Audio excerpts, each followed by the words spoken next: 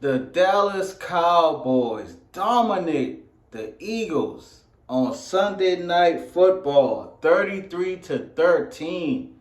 The game was never close. I thought Dallas would win, but I thought it would be a good game. But Dallas punished them boys, man. And I don't know what's going on with the Eagles. The defense is below average, and the offense is just not clicking. Meanwhile, on the other side of the ball, Dallas is clicking on all cylinders. Dak Prescott, 24 of 39 for 271 yards, 2 touchdowns. And C.D. Lamb, 6 catches for 71 yards and a touchdown. On the other side of the ball, Jalen Hurts, 18 of 27 for 197 yards. And A.J. Brown, 9 catches for 94 yards. So now both teams are tied ahead of the NFC East with a 10-3 record. According to the broadcasters, they say that if the Eagles win out, they control their destiny. They're the number one team in the NFC East. And so Dallas would have to hope for an Eagles loss somewhere down the road. But it wasn't a very competitive game, like I said. I thought Dallas going into the game would get the dub, but I didn't think they would beat them by 20 points. Like, the Eagles got some soul searching to do. If they want to get back to the Super Bowl and have a chance to compete, for the Lombardi, then they're going to have to definitely fix some things on that defense, because right now, them boys can't stop a nosebleed, man. But you got to give credit where credit is due, and the Cowboys played a really great game. The Buffalo Bills defeat the Chiefs 20-17.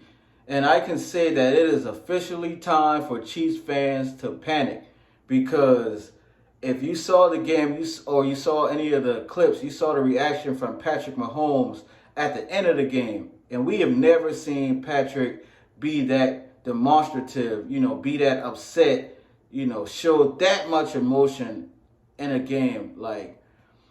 And at his press conference, he always says the right things. He always takes the high road, but he gotta be frustrated because the Chiefs really have won that game. If y'all saw the play, y'all saw Travis Kelce get the big catch and then lateral to Kadarius Toney, who walked in for the touchdown, only for the call to be all sides on Kadarius Toney and bring the play back. So yes, the Chiefs have not been playing well all year. They have serious issues with that offense and their receivers not making plays. But it's one thing to drop the ball. It's another thing to line up way in the neutral zone, bro, and take away a touchdown. And Patrick Mahomes got to be frustrated. He got to be frustrated.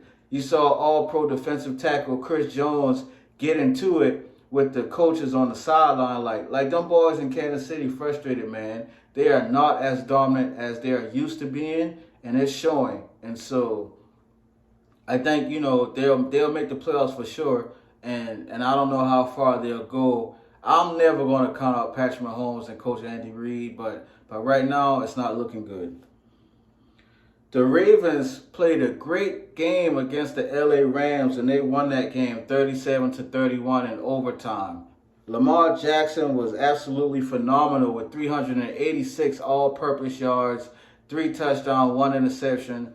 Odell Beckham Jr. had a big touchdown catch against his former team. And this was probably the best game, of the weekend. It was back and forth.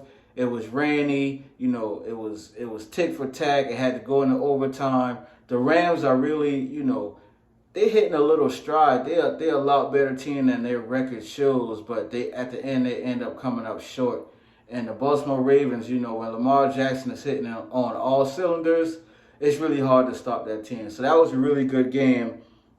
And 49ers beat the Seahawks 28-16. Brock Purdy, 18 of 27 for 368 yards, 2 touchdowns and 1 interception.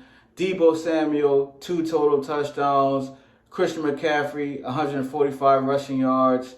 The 49ers, to me, look like the most dominant team in the NFL right now. And so, them boys rolling, man. They rolling. Their offense just looks unstoppable. They got so many weapons, and so it's going to be interesting to see how the year plays out. Real Talk Sports with Travis Lamar. Appreciate y'all tapping in. Thank you.